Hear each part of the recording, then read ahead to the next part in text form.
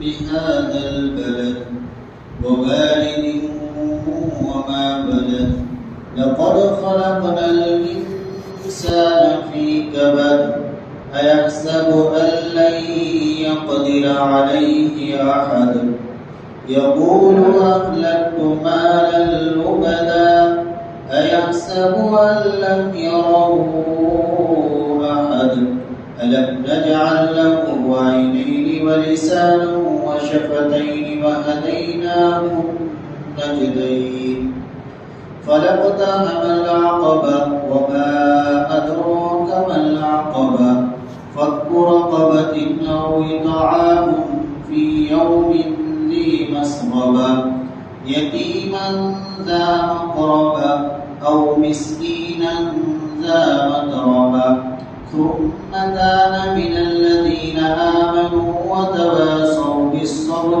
وتواصوا بالمرحمة أولئك أصحاب الميمنة والذين كفروا بآياتنا هم أصحاب المشأمة عليهم نار مؤصدة. اس سورت کا نام سورۃ البلد مکی سورت. بلد کے معنی شہر، مراد اس سے مکہ مکرمہ. اللہ تعالیٰ نے مکہ مکرمہ کی قسم کھائی. اللہ تعالیٰ فرماتے ہیں میں قسم کھاتا ہوں اس شہر کی، جبکہ پیغمبر تم اس شہر میں مقیم، تم اس شہر میں رہتے ہو. اور قسم کھاتا ہوں باپ کی اور اس کی اولاد کی، اس سے مراد حضرت آدم علیہ السلام اور ان کی اولاد، کہ ہم نے انسان کو مشقت میں پیدا کیا. کیا وہ یہ سمجھتا ہے کہ اس پر کسی کا بس نہیں چلے گا؟ ایحسب ان لن یقدر علیہ احد، کیا وہ یہ سمجھتا ہے کہ اس پر کسی کا بس نہیں چلے گا؟ اللہ تعالیٰ کوئی بات قسم کے ساتھ فرمائے بغیر قسم کے فرمائے، اللہ کی ہر بات پکی سچی اٹل ہے. قسم سے بات پکی ہو جاتی ہے، یہ ہم انسانوں کے اعتبار سے. تو اللہ نے ایک بات قسم کھا کر ارشاد فرمائی ہے. قسم بھی اللہ نے شہر مکہ کی کھائی. مکہ مکرمہ اللہ کے نزدیک محبوب ترین جگہ ہے. پوری دنیا کی جگہوں میں سب سے محبوب ترین اور پیاری جگہ اللہ کے نزدیک مکہ مکرمہ ہے. حضور اکرم صلی اللہ علیہ وسلم نے ہجرت کے وقت یہی فرمایا کہ سرزمین مکہ تو اللہ کے نزدیک پوری دنیا کی سرزمین میں سب سے زیادہ پیاری اور محبوب جگہ ہے. اگر یہ قوم مجھے مجبور نہ کرتے نکلنے پر تو میں تجھے نہ چھوڑوں. وَأَنْتَ حِلٌّ بِهَذَا الْبَلَدِ، پھر مکے کی مزید شرافت اس چیز سے بڑھ گئی کہ حضور اکرم صلی اللہ علیہ وسلم کی پیدائش اور آپ کا قیام وہاں. مکان کی قدر و قیمت مکین جو اس کے اندر رہنے والا ہے اس سے بھی بڑھ گئی. تو مکہ مکرمہ ویسے ہی محبوب ہے، پیارا شہر ہے، اور پھر حضور اکرم صلی اللہ علیہ وسلم کے قیام پذیر رہنے کی وجہ سے اس کی عظمت اور بڑھ گئی. اللہ نے اور قسم کھائی ہے حضرت آدم علیہ السلام کی اور ان کی تمام ذریت کی اولاد. اور یہ قسم کھا کر اللہ نے یہ بات فرمائی ہے کہ ہم نے انسان کو مشقت اور پریشانی میں پیدا کیا. تو جب اللہ فرما رہے ہیں کہ انسان کو ہم نے مشقت میں پیدا کیا ہے، تو کوئی انسان یہ چاہے کہ مجھے دنیا میں کوئی مشقت اور تکلیف پہنچے ہی نہیں، تو اس کی ایک خام خیالی ہے، ایک کچا خیال ہے. یہ ایسا نہیں ہو سکتا. انسان جب سے پیدا ہوتا ہے، بلکہ جب سے اس کا وجود ہونے لگتا ہے اور دنیا میں آنے سے پہلے سے وہ مشقتیں برداشت کرنا شروع کر دیتا ہے. مشقتوں بھری زندگی. ماں کے پیٹ میں مشقت اٹھاتا ہے، پھر پیدائش کے وقت جیسے ماں کو تکلیف ہوتی ہے بچے کو تکلیف ہوتی ہے. خطرہ کے وقت تکلیف ہو گئی، دودھ پینے کا زمانہ ہے وہ تکلیف کا زمانہ ہے. اور بڑا ہوتا ہے کبھی بیماری لگ گئی، کبھی کوئی دشمن ہو گیا، کبھی طبیعت کے خلاف کوئی بات پیش آ گئی، تو یہ پوری زندگی اس طرح کی چیزیں چلتی رہتی ہیں۔ پوری دنیا میں آپ نظر دوڑا لیں، کوئی انسان ایسا نہیں ملے گا جو یہ کہے کہ مجھے کوئی رنج اور غم نہ اس وقت ہے اور نہ پہلے کبھی ہوا۔ ہر انسان کو کچھ نہ کچھ مصیبت اور پریشانی ضرور لاحق ہوگی۔ تو جب انسان اتنا مجبور ہے اور اتنا مجبور محض ہے اور اتنا تکلیف و پریشانیوں میں ہے، اس کے باوجود وہ یہ سمجھتا ہے کہ اللہ کو اس پر قدرت نہیں ہے۔ اَيَحْسَبُ أَن لَّن يَقْدِرَ عَلَيْهِ، کیا وہ یہ گمان کرتا ہے، یہ سمجھتا ہے اس پر کوئی قابو نہیں پا سکتا، اتنا پریشان ہو گیا۔ يَقُولُ أَهْلَكْتُ مَالًا لُبَدًا، اور یہ کہتا ہے کہ میں نے ڈھیروں مال اڑا ڈالا ہے، یعنی میرے پاس تو بہت سارا مال ہے، میں خوب مال خرچ کرتا ہوں، میں نے عالیشان مکان بنایا، میں نے عالیشان گاڑی خرید لی، میں لوگوں کی مدد کرتا ہوں۔ اَيَحْسَبُ أَن لَّمْ يَرَهُ أَحَدٌ، کیا وہ یہ گمان نہیں کرتا، کیا وہ یہ سمجھتا ہے کہ اس کو کوئی نہیں دیکھ رہا ہے؟ اللہ دیکھ رہا ہے، اللہ جانتا ہے کس نیت سے اور کہاں خرچ کر رہا ہے۔ مالدار بہت ہوتے ہیں، لیکن وہ عام طور سے بہت سارے مالدار ایسے ہیں جو مال خرچ کرتے ہیں ریاکاری کے لیے، دکھلاوے کے لیے، معصیت اور گناہوں کی جگہوں میں۔ ظاہر میں وہ غریبوں کی مدد کر رہے ہیں، لیکن نیت درست نہیں ہے، تو وہ مال وبال بن جائے گا، وہ مال وبال بن جائے گا جو مال ایسا خرچ کیا ہے۔ اللہ کے یہاں تو اسی کا جو ملے گا جو اللہ کے رضا کے لیے خرچ کیا تھا۔ حضرت عبداللہ بن مسعود رضی اللہ تعالیٰ عنہ فرماتے ہیں کہ حضور اکرم صلی اللہ علیہ وسلم نے فرمایا لا تزال قدم ابن آدم حتی یسأل عن یوم القیامت حتی یسأل عن خمس، کہ کوئی آدمی اس وقت تک ایک قدم بھی آگے نہیں بڑھ سکے گا جب تک کہ 5 سوال اس سے نہ ہو۔ عن عمرہ فیما افنیٰ، زندگی کے بارے میں سوال ہوگا، یہ زندگی کہاں خرچ ہوئی ہے، یہ زندگی کے 60-70 سال تمہیں دیے تھے، یہ کہاں خرچ کر کے آئے۔ وعن شبابہ فیما ابلاہ، جوانی ہم نے تمہیں دی تھی، جوانی کہاں خرچ کی ہے، یہ سوال۔ وعن مالہ من این اکتسبہ، مال کہاں سے کمایا گیا، یہ سوال ہے۔ وفیما انفقہ، اور کہاں خرچ کیا۔ وفیما عمل، اور علم پر کیا عمل کیا ہے، یہ سوال ہے۔ وفیما علم ماذا عمل، اور کما قال علیہ الصلوۃ والسلام، اس سوال ہوگا کہ آپ کے پاس جو علم تھا اس علم پر کتنا عمل کیا۔ أَلَمْ نَجْعَلْ لَهُ عَيْنَيْنِ وَلِسَانًا وَشَفَتَيْنِ، اللہ نے ایک دوسرا پہلو ذکر کیا، ایک تو محنت کا پہلو کہ اس سے متاثر ہو جاتا، مشقتیں ہم نے ڈالی ہے، ان مشقتوں سے متاثر ہو کر اللہ کی طرف رجوع کر لے، اور یا پھر منن یعنی نعمتیں اللہ نے جو دی ہے ان نعمتوں کو دیکھ کر انسان اللہ کو یاد کرے اور اللہ کی عبادت میں لگ جائے۔ اللہ فرماتے ہیں کیا ہم نے اس انسان کو تو آنکھیں نہیں دی، اتنی بڑی نعمت ہے اللہ نے۔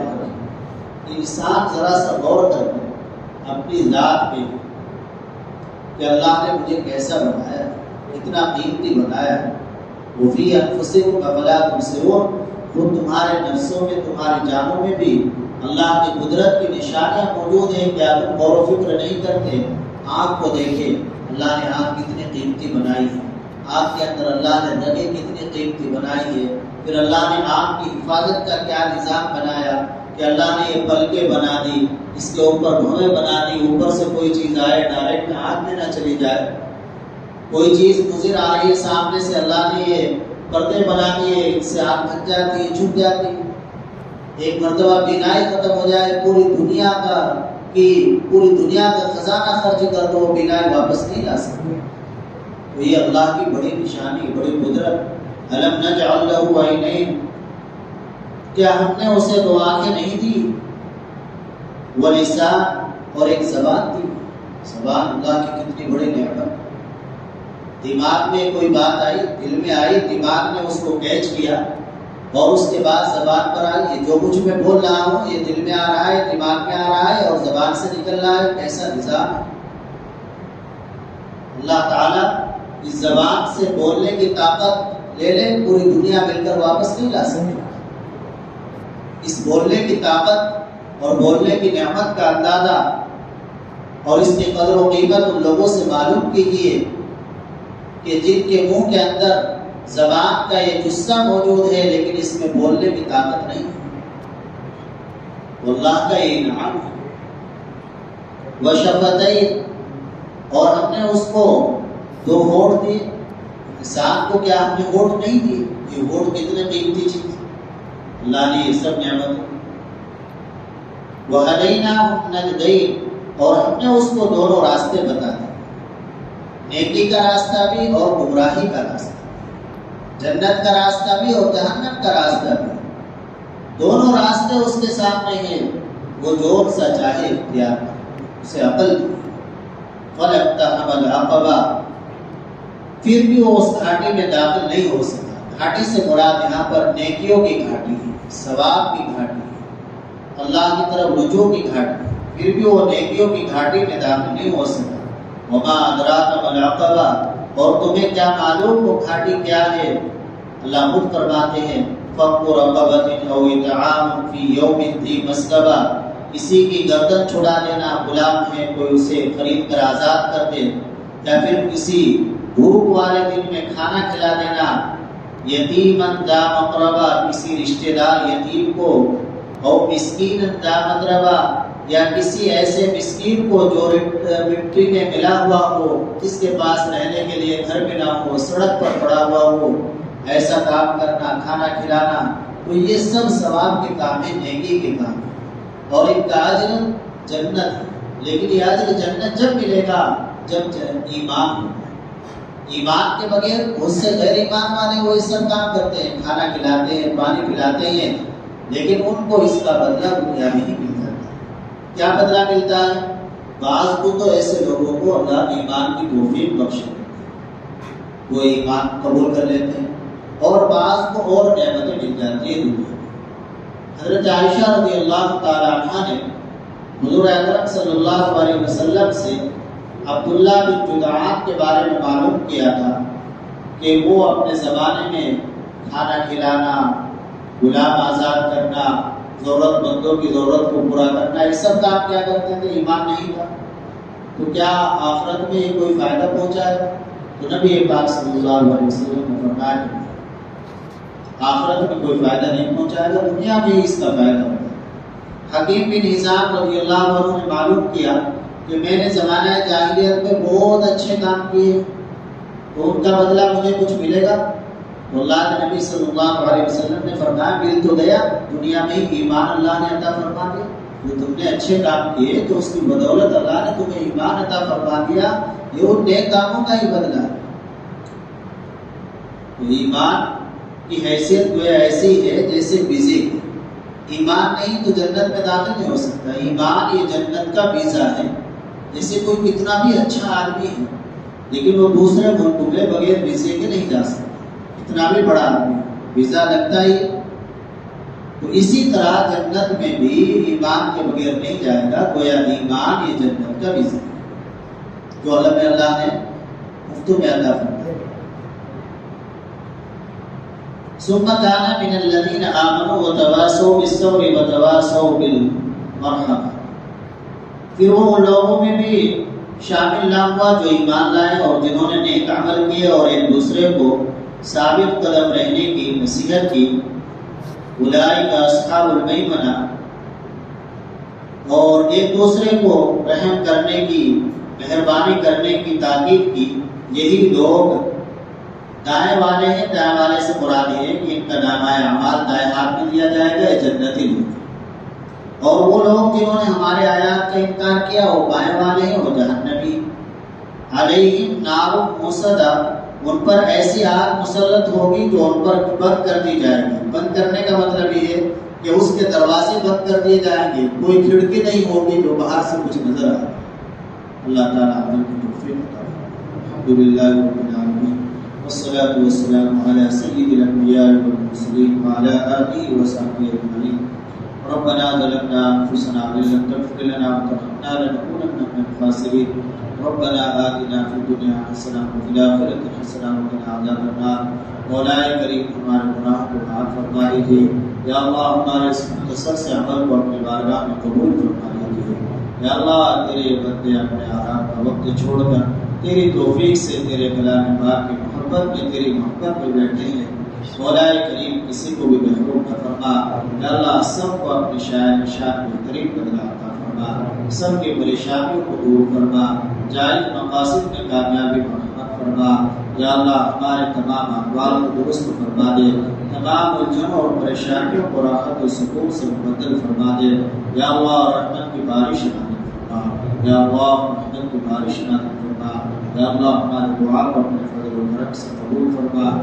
جو حضرات اس دار فانی سے رخصت ہو گئے اللہ، سبھی کی مغفرت فرما۔ جناب بھائی دلشاد کا